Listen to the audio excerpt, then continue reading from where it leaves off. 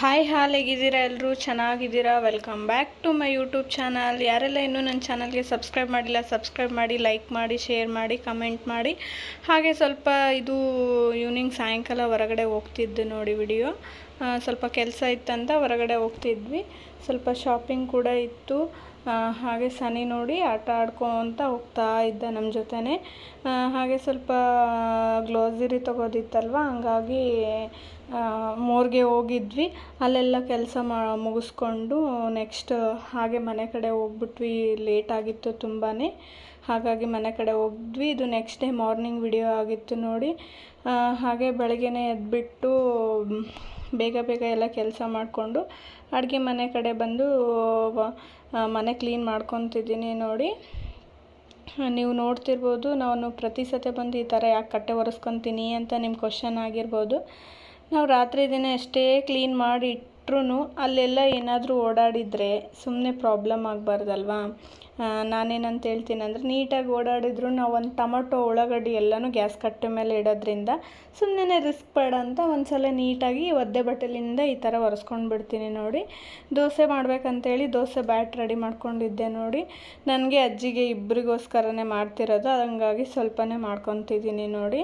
ಹಾಗೆ ಅದ್ರ ಜೊತೆಗೆ ಚಟ್ನಿ ಮಾಡೋಣ ಅಂತ ಚಟ್ನಿ ಮಾಡ್ತಿದ್ದೀನಿ ನೋಡಿ. ಸ್ವಲ್ಪ ವಿಡಿಯೋ ಕ್ರಾಸ್ ಆಗಿದೆ, ಸಾರಿ, ನಾನು ನೋಡ್ಕೊಂಡಿರಲಿಲ್ಲ, ಪರವಾಗಿಲ್ಲ ಅಂತ ಹಾಗೆ ಅಪ್ಲೋಡ್ ಮಾಡ್ತಿದ್ದೀನಿ ನೋಡಿ. ಚಟ್ನಿಗೆ ರೆಡಿ ಮಾಡ್ಕೊತಿದ್ದೀನಿ ನಾನು. ಕೊಬ್ಬರಿ, ಜೀರಿಗೆ, ಕರಿಬೇವು, ನೆಕ್ಸ್ಟ್ ಕೊತ್ತಂಬರಿ ಮತ್ತು ಉಪ್ಪು, ಮೆಣಸಿನ್ಕಾಯಿ ಹಾಕಿ ರುಬ್ಕೊತಿದ್ದೀನಿ ನೋಡಿ. ಒಂಥರ ಗ್ರೀನ್ ಚಟ್ನಿ ಥರ ಮಾಡ್ತಿದ್ದೀನಿ. ಆಮೇಲೆ ಅದಕ್ಕೆ ಒಗ್ಗರಣೆ ಕೊಟ್ಕೊಂಡಿದ್ದೀನಿ.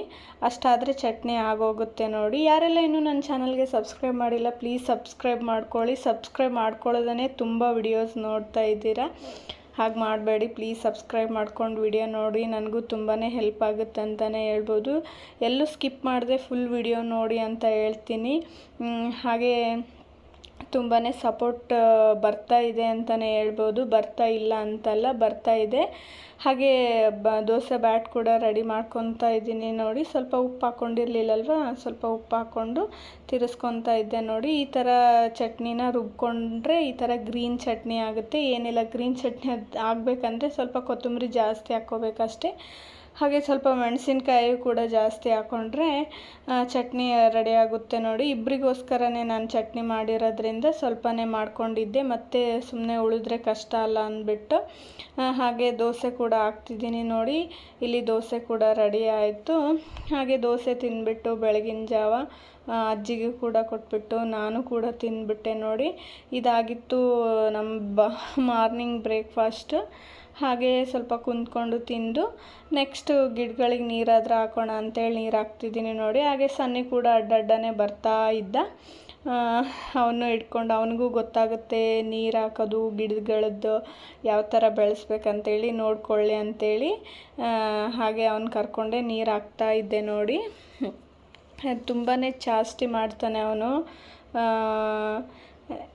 ಏನೋ ಗೊತ್ತಿಲ್ಲ, ದೊಡ್ಡವನ ಆಗ್ಬಿಟ್ಟಿದ್ದಾನೆ ನೋಡಿ. ನೋಡ್ತಾ ಇದ್ದ, ಅದು ಏನಮ್ಮ ಇದು ಏನಮ್ಮ ಅಂತ ಕ್ವಶನ್ ಮಾಡ್ತಾನೇ ಇದ್ದ. ನಾನು ಅದೇ ಹೇಳ್ತಾ ಇದ್ದೆ, ಈ ಥರ ಗಿಡಕ್ಕೆ ನೀರು ಹಾಕಿದರೆ ಗಿಡ ಚೆನ್ನಾಗಿ ಬೆಳೀತಪ್ಪ ಅಂತೇಳಿ ಹೇಳ್ಕೊಡ್ತಾ ಇದ್ದೆ ನೋಡಿ. ಹೌದಾ, ಹಾಗೆ ಹೀಗೆ ಮಾತಾಡ್ತಾ ಇದ್ದ. ತುಂಬ ಮಾತಾಡೋದು ಕಲ್ತ್ಬಿಟ್ಟಿದ್ದಾನೆ ಅವನು.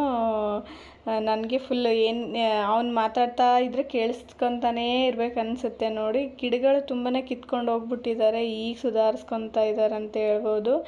ಹಾಗೆ ಸ್ವಲ್ಪ ಮಧ್ಯಾಹ್ನಕ್ಕೆ ಏನು ಕೆಲಸ ಇರಲಿಲ್ಲಲ್ವ, ಅಜ್ಜಿ ಡೈಜೆಷನ್ ಆಗಿಲ್ಲ, ನನಗೇನು ಮಧ್ಯಾಹ್ನ ಊಟ ಬೇಡ ಅಂತಿದ್ರು. ಹಂಗಾಗಿ ನನಗೂ ಏನು ಹಶ್ವಿರಲಿಲ್ಲ.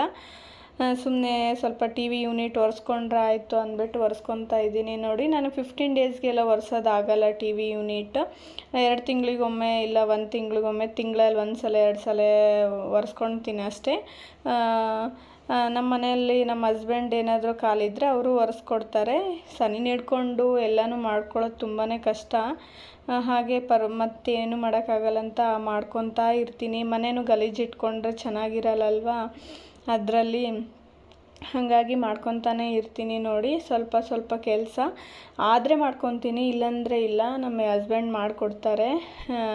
ಬಟ್ ನಾನು ಎಲ್ಲನೂ ರಿಸ್ಕ್ ತೊಗೊಂಡು ಮಾಡ್ಕೊಳ್ಳಲ್ಲ, ಯಾಕಂದರೆ ನನ್ನದು ಡೈಲಿ ರೊಟ್ಟಿನೇ ಜಾಸ್ತಿ ಇರುತ್ತಂತಲೇ ಹೇಳ್ಬೋದು. ಯಾರಿಗೆಲ್ಲ ಈ ವಿಡಿಯೋ ಇಷ್ಟ ಆಗಿದೆ ಒಂದು ಲೈಕ್ ಮಾಡಿ. Thank you for watching. Love you all.